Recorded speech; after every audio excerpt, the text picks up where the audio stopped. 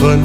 quê tất cân mấy gần khâu Giêsu bàm đoàn lâu mấy cao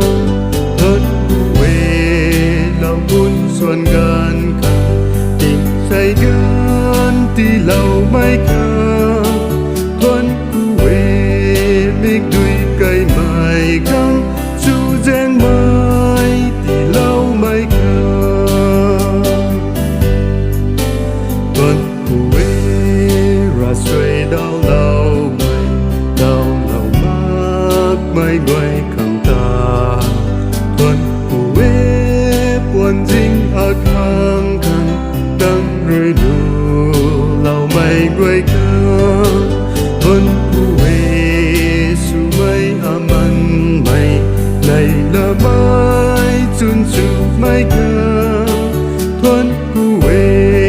ngăn mặc mây giàu dân thì đã lạc mây giàu dân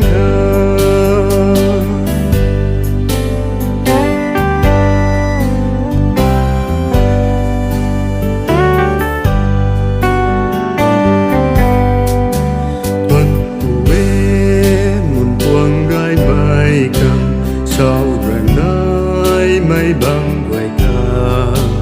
vân quê cái khôn mây mang băng mà chuồn mây đi lâu mây ca vân quê này lỡ riêng ra mây